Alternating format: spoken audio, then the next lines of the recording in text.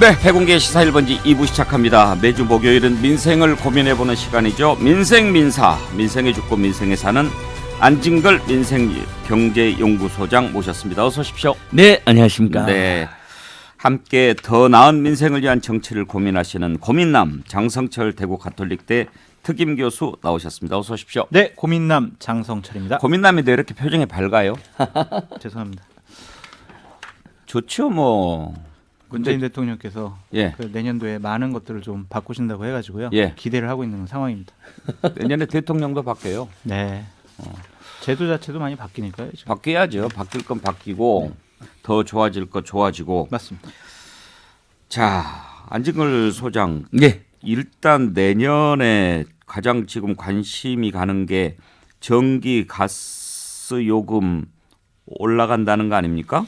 예, 더 기쁜 소식부터 이야기하시죠. 아, 그래요? 어떤 예. 게 있나요? 제가 그냥 약간 요약해서 말씀드리겠습니다. 예. 어쨌든 우리 가정경제를 통계청에 보면 교육비가 가장 많이 나오거든요. 예. 양육비, 교육비가. 예. 일단 내년에 아이를 낳으면 그래서 올해 아이를 낳은 부부들이 굉장히 서운하게 생각하는데 어쩔 예. 수가 없는 제도상 일단 출산정부 200만 원이 지원이 되고요.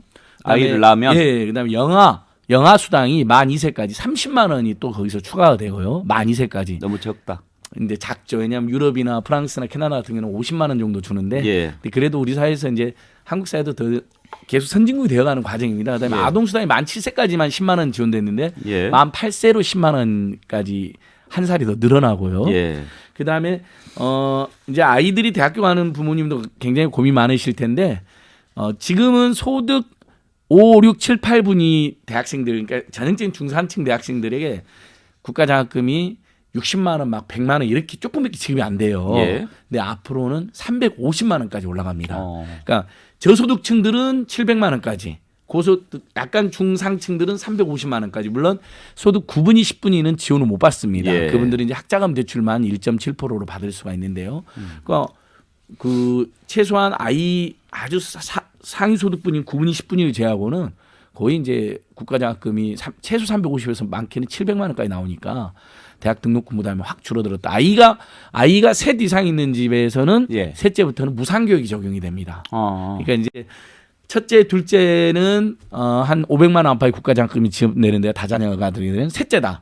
그러면 전면 무상교육입니다. 좋은데 국가장학금은 그러면 대출 형식입니까? 아니면 아닙니다. 지원입니까? 그러니까 우리 이렇게. 장성철 교수님 같은 저보다 약간 선배님들은 제가 이런 설명을 하면 항상 그 대출이지 이렇게 물어보는 분들이 많아요. 왜냐하면 예. 우리 때는 국가장학금이 없었잖아요. 네. FM 장학금만 있었잖아요. 네. 파더 모더 장학금, 네. FM 장학금 있었는데 전면 무상 지원입니다. 무상이에요? 예, 그러니까 정말 나라를 위해서 또는 우리 가족을 위해서 열심히 공부하고 대신 사회로 나가서 어디 대학교까지요? 예, 그렇습니다. 그러니까 이걸 그럼 아직도 셋째 잘 나면은 모르는 학비 걱정은 안 해도 예, 된다 이 그렇습니다. 말씀입니까? 근데 이제 소득 9분위, 10분위는 지원을 못 받는데 예. 이 부분도 저희는 다자녀 가구 내년도 2학기부터라도 예. 다자녀는 소득 9분위, 10분위여도 예. 지원을 해줘야 된다. 왜냐하면 소득 9분위, 10분위여도 애가 셋이고 넷이잖아요. 그러면 더 하위 소득자들보다 더 비용 지출이 많기 때문에 허덕이면서 하시는 거거든요. 좋은데요. 저는 쭉 들으면서 그래 방향을 잘 잡았다. 그렇지만 부족하다. 그런 생각이 듭니다. 왜냐하면 예. 지금 이대로 가면은 나라가 없어질 지경 아닙니까? 출산율이 예, 제로니까 그렇습니다. 예. 0으로 가니까. 네, 그런데 이 정도 가지고 되겠어요? 하나 둘은 몰라도 만약에 셋을 난다고 그러면 아파트 한 채씩 사줘야죠. 맞습니다. 그러니까 지금 예전에 비해서 파격적 지원이 나오긴 했지만 아까 제가 프랑스나 캐나다 같은 데도 저출산을 어떻게 극복했냐면 고등학교까지 50만 원씩 매달. 그러니까 아이만 낳아라. 최소한 아이 그 여러 가지 부모가 여러 가지 다른 요인으로 아이를 안 낳는 건 어쩔 수 없다 하더라도 경제적 고통이나 부담 때문에 아이를 안 낳는 경우가 많잖아요. 예. 우리나라 국민들 설문조사에도 보면 40% 안팎이 꾸준히 그 지적을 합니다. 예. 그 문제를 고등학교 때까지 50만 원 줌으로써 해결해 버린 거예요. 프랑스와 캐나다는. 그리고 대학은 무상교육을 해버리잖아요. 근데 우리는 아직 멀었죠. 근데 그래도 제가 의미를 둔 이유는 뭐냐면 아이가 태어나면 200만 원 그다음에 가장 어렸을 때 우리 흔히도 말하는 우유값, 분유값, 예, 기저귀값도 없어요. 이런 이야기 하잖아요. 진짜 가난하면. 근데 최소 올 30만 원을 만 2세까지 주면 이제 분유값, 기저귀값은 해결 되는 거잖아요. 그래서 경제적 고통 때문에 아이를 못 낳는 이유는 일은 조금씩 줄어들 거다. 근데 저도 최소한 내년 내후년에라도 의무교육 중학교까지잖아요. 예. 중학생 의무교육까지는 한 달에 50만 원 아동수당을 지원하는 걸로 하자. 우리 사회가 이 정도는 결단 내려야 된다 봅니다. 장성철 교수, 지금 허경영 후보 지지율이 꽤 나온다는 거 아닙니까? 저는 그것도 그냥 뭐 이렇게 장난으로 그렇게 지지하겠어요? 뭔가 젊은 세대들의 아픈 부분 또는 원하는 부분을 툭툭 건드리는 것에 대한 반응이 아닐까 이런 생각도 들어요. 대표적인 공약 중에 하나가 뭐 아이 한 명당 1억씩 드리겠습니다. 막 이런 예. 얘기가 있잖아요. 근데 예를 들면 무상교육, 무상급식 이거를요. 허경영 후보가 예전에 대통령 출마할 때 제일 먼저 공약을 내세웠어요. 그 당시만 해도 야 무슨 이런 황당한 공약이 있느냐라고 했지만 다 현실화됐습니다. 지금 저출산 때문에 상당히 나라의 존폐기가 지금 뭐 눈앞에 두고 있는데 정말 이 아이를 낳는 것에는 직접적인 현금 지원이 맞는 것 같아요. 그러니까 그 부모들이 그걸 원해요. 그냥 문재인 정권 하에서 저출산 예산으로 40조를 썼다 이렇게 얘기를 하는데 그 돈 다 어디 갔느냐. 결국에는 그냥 아이 한 명 나면은 1,000만 원을 주든지 2,000만 원 주든지 이런 식의 현금 지원을 하는 것이 아이를 키우는데 훨씬 도움이 된다라는 평가입니다. 그래요. 그런 건 대체하기가 힘든 것 같고. 예. 저는 근데 이 부분이 진보 중도 보수 사이에 굉장히 사실 합의가 됐다고 생각하는 게요. 네. 그 유명한 김성태 원내대표님이 당시에 국회에서 어떻게 연설을 했냐면요. 아이가 태어나서 대학에 갈 때까지 20세 될 때까지 1억을 국가가 지원하자고 제안했습니다. 1억 실제로. 가지고도 뭐 그러니까 사실 이제 1억도 작지만 뭐냐면 아동 수당이라든지 뭐 학생 수당을 총해서 1억을 주면 최소한 아이를 키울 때 대학까지 졸업할 때 우리나라 지금 통계청 통계로 보니까 보건사 연구를 보니까요 3억 정도가 든답니다. 아이 하나가 대학을 졸업할 때까지. 예. 그러니까 아이 하나 낳고 둘째를 못 낳아버리거나 아예 아이 하나를 포기하는 경우가 많은데 보수정당인 자유한국당 당시 원내대표님이 파격적으로 1억을 지원하자. 그다음에 이번에 그 이낙연 후보 공약 중에도 고3까지 50만 원씩 지원하자 아동수당, 학생수당으로 이런 공약이 있었거든요.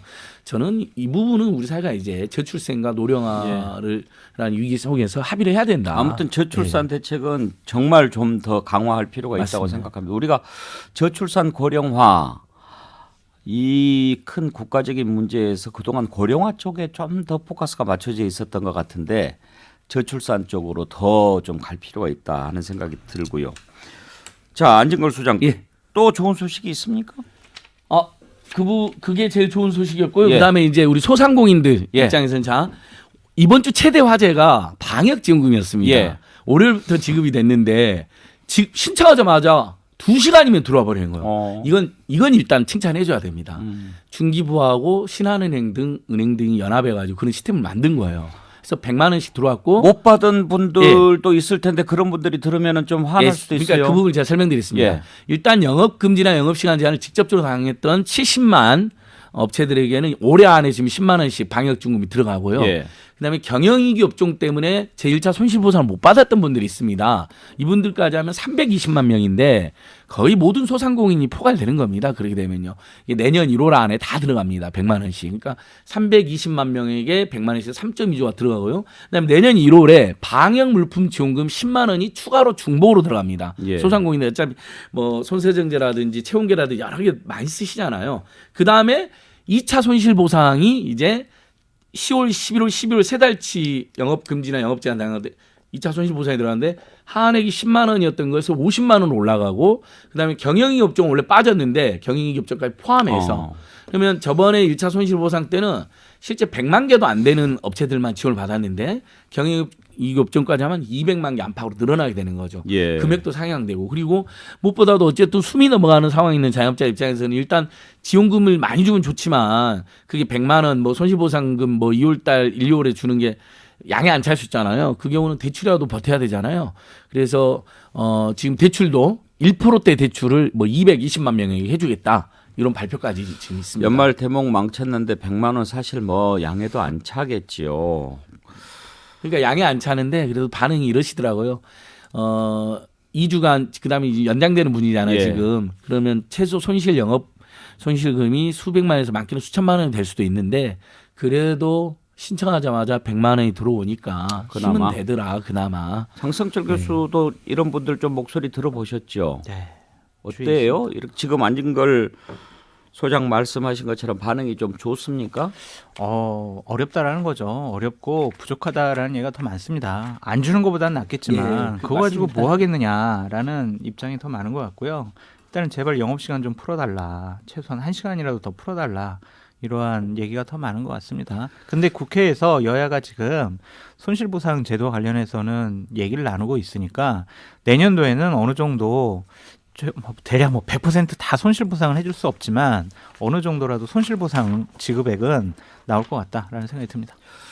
대체로 이렇게 국가적인 재난이나 어려운 일이 생기면은 그동안에 성금들 많이 모았지 않습니까? 네. 기업체들이 몇십억씩 내놓고 의연금이라고 그래서 걷고 그러는데 지금 보면은 그런 게 별로 없는데 나라가 강제적으로 하는 것을 안 해서 그런가요? 아니면 기업들도 어려워서 그런가요? 그 부분에 대한 논란이 있었습니다. 그래서 실제로 정의당이라든지 민주당 일부 의원들이 사회연대세 세금을 아예 만들거나 그러니까 재난 상황에서 다 힘든데 오히려 재난 상황에서 돈을 많이 부는 분들 있잖아요. 있을 수 있죠. 그게 이제 택배, 배달, 온라인 쇼핑몰, 수출 대기업들 뭐 이렇게 해서 그다음 방송, 통신, 금융이 그 대표적인 예. 업종들이거든요.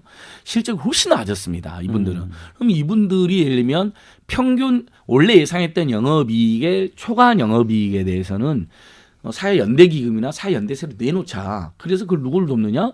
정부가 소상공인 손실보상 뭐 1차 손실보상 때 평균 300만 원이 갔거든요. 그러면 한 달치 임대료도 안 돼버린 거잖아요. 한두 달치 임대료는 안 된 거잖아요. 그러면 정부가 손실보상을 해주고 모자라는 돈, 뭐 예를 들면 자영업자들에게 추가로 100만 원이라도 200만 원 더 주는 이런 걸로 활용하자는 제안이 있었는데 예. 법도 제출되어 있거든요. 통과가 안 되고 있습니다. 여전히 우리 사회가 어떤 고통이나 재난 상황에서 그것을 합리적으로 분담하고 상생하는 인프라나 마인드가 부족한 것이죠. 근데 저는 이번 이 길을 계기로 착한 임대인 운동 했잖아요. 작년에 저희가. 예. 전국적으로 건물주들이 10만 명이 넘게 동참해 주셨습니다. 임대료 깎아주셨어요. 자발적으로요. 올해는 아마 더 많이 깎아주셨을 거예요. 왜냐하면 작년에는 임대료 깎아주면 50%를 세금으로 돌려줬거든요. 올해는 70%를 세금으로 돌려줍니다. 그러니까 내가 임대료를 1,000만 원을 깎아주다 그러면 연말에 700만 원 세금이 절세가 돼요. 그러니까 300만 원만 이제 고통분담한 꼴이 되는 건데 이제 이런 좋은 제도도 해보니까 반응이 좋았거든요. 더 늘리자 고통분담이나 상생을 이렇게 호소드려 봅니다. 장성철 교수 그런데 이제 박근혜 정부 국정농단 트라우마 같은 것도 이 정부한테 좀 있지 않을까 싶어요. 그렇죠. 근데 기본적으로 준조세 형식의 각종 기부단체에 기업들이 기부하는 금액은 뭐 예년보다 결코 적지가 않다. 뭐 사회복지공동모금회 같은 경우에는 이미 한도액을 다 채운 것 같고요. 그리고 나머지 다른 쪽에도 기업체들이 준조세 형식이긴 하지만 자발적으로 여러 가지 기부금 같은 것을 많이 기부함으로써 많은 좀 어려운 분들을 도우려고 하는데 안일건 소장님이 말씀하신 것처럼 좀 이렇게 매출이 늘어나고 이익이 많은 쪽에서는 예. 당연히 좀 대한민국 공동체의 복지를 위해서 함께 살아야죠. 네, 예. 어느 정도 좀 더 부담을 하는 것이 어떨까라는 네. 생각이 듭니다. 예, 전하는 말씀 듣고 안진걸의 민생 이어가겠습니다. 네, 안진걸의 민생, 안진걸 민생문제연구소장 장성철 대구 가톨릭대 특임교수 함께하고 있습니다. 내년에 달라지는 것들 뭐가 있을까 앞부분에서 살펴봤는데요. 또 전기 가스 요금 오른다고 하지요. 이 내용 한번 알아보죠. 안진걸 소장, 네. 얼마나 오릅니까? 지금 아직 확인은 안 됐습니다. 예. 뭐 10% 안팎 이야기도 나오고 그러는데요. 그렇게까지는 못 오를 거고요. 다만 11월 달에 물가 인상률이 3.7%나 됐잖아요. 12월 달도 비슷하거든요. 그래서 굉장히 부담이 많기 때문에 일단 원칙적으로는 공공요금은 모두 동결한다는 발표가 있었는데 예. 다만 전기와 가스 같은 경우는 해외에서 그 수입하는 에너지 비용이랑 연동이 많이 되어 있잖아요. 우리 국내 생산 비용도 있고 그러다 보니까 인상 요인이 있다는 겁니다. 근데 이제 여기서 논란이 왜 생겼냐?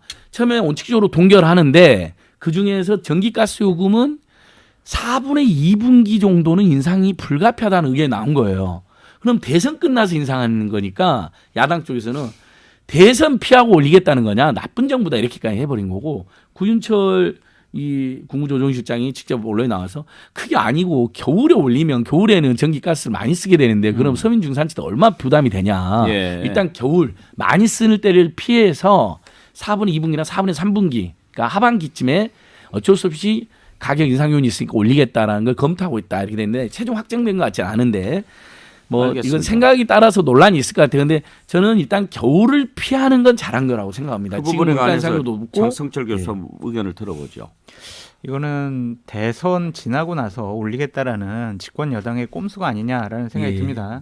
대략 전체 인상폭은 5.6% 정도 되는 것 같고요. 4인 가구 기준으로 월 평균을 하면은 1,950원 정도 인상하는 금액이라고 합니다. 물론 우리가 한 2,000원 안 되는 돈이니까 별 부담이 안 될 거야라고 생각할 수도 있지만 전체 가구로 보면은 이것도 상당한 적지 금액으로 않죠. 보여집니다. 예. 그러니까 이런 것들이 문재인 대통령께서는 계속 지속적으로 얘기한 게 뭐냐면 탈원전을 하더라도 전기료 인상은 절대로 없다라고 몇 번씩이나 얘기하셨거든요. 근데 결국에는 임기 중에 올리게 되잖아요.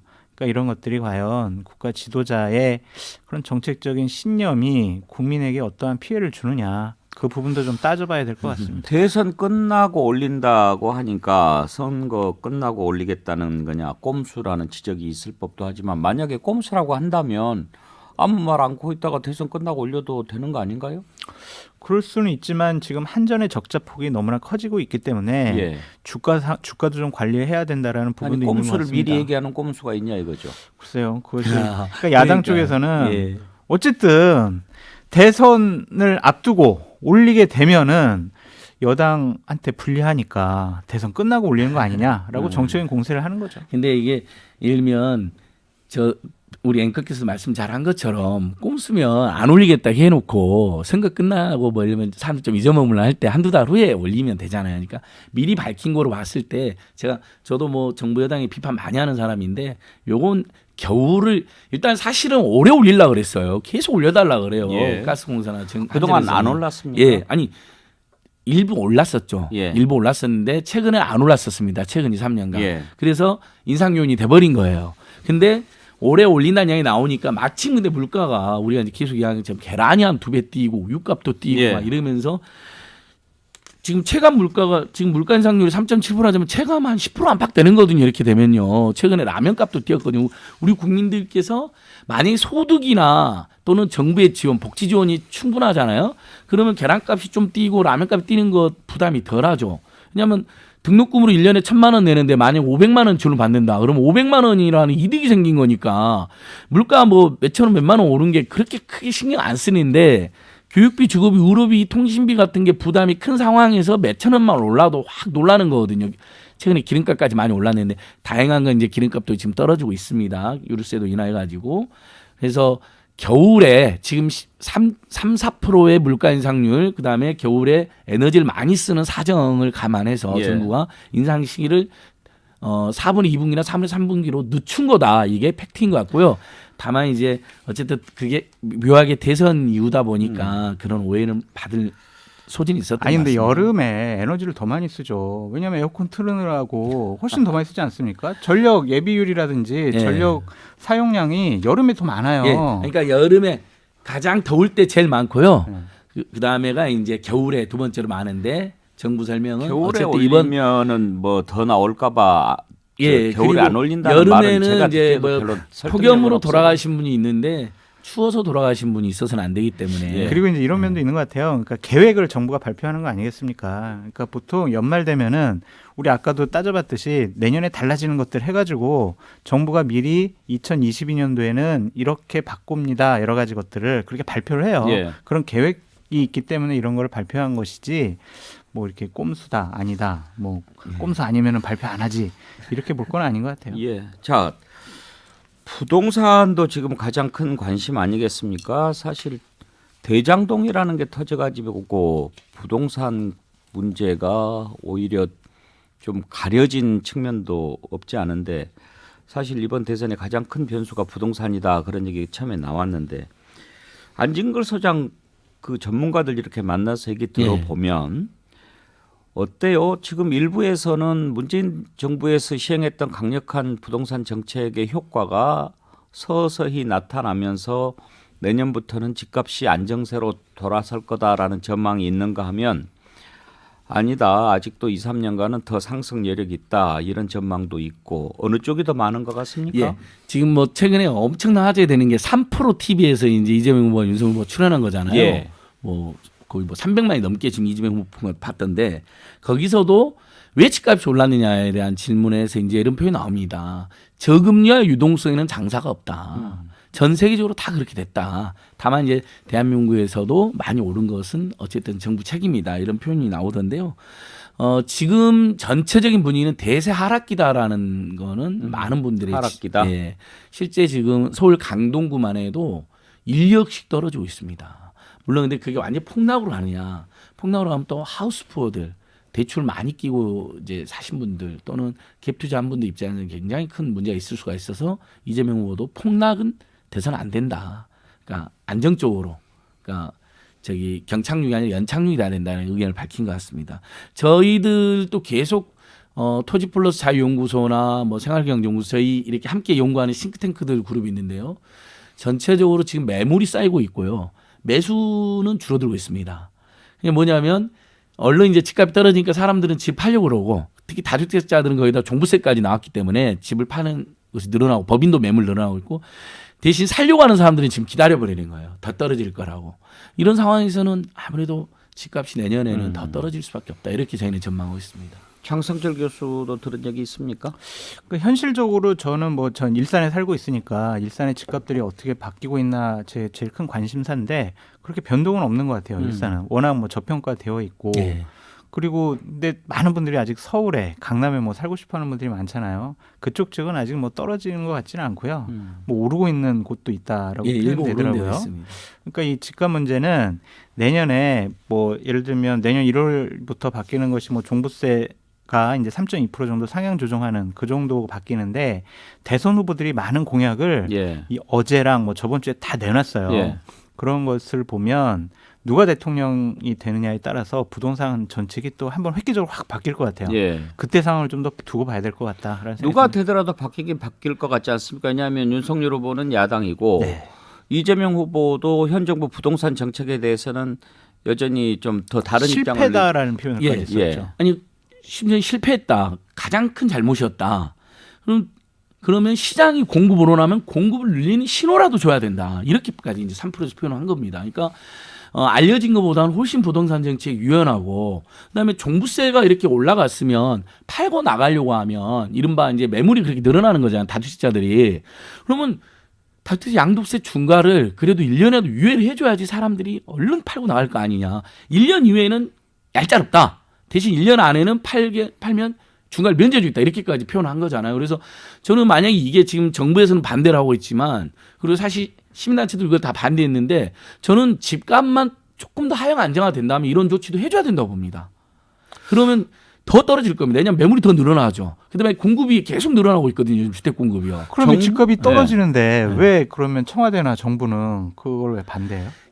이미 1년 저기 유예를 한번 1년 했는데 또 1년 유예하는 건 말이 안 된다는 것이고 세금을 그러면 그 전에 1년 그 중과로 세금을 내신 분들은 형평성에 문제가 있다는 겁니다. 아니 형평성 문제보다 다주택자 양도세 중과를 유예한 이유가 집을 많이 팔아가지고 기본적으로 집값을 안정화시키겠다, 하락시키겠다는 건데 그 목적이라면 그거를 계속 그냥 유예하고 보유세 없애는 게 강화로 낫잖아요. 충분하다는 게 이제 정부의 입장인 것이죠. 그리고 다주택자 중과 같은 경우는 그 사람들이 없는 소득에 세금을 내는 게 아니라 뭐 10억을 양도차익이 났다. 그러면 그 중에서 60, 70%를 내라는 거기 때문에 충분히 의미가 있다. 그러니까 제 말은 예. 불로소득 환수다 이거죠. 오늘 여기까지 해야 되겠어요. 시간이 없어가지고 안진걸 소장님 불따다 내년에는 일리가 있습니다 아마. 좀 더 밝고 희망적인 예. 그런 민생 소식 많이 예. 전해줬으면 좋겠습니다. 열심히 캠페인해서 좋은 소식 들려드리고 싶습니다. 두 분 건강하시고 새해 뵙도록 하겠습니다. 네, 감사합니다.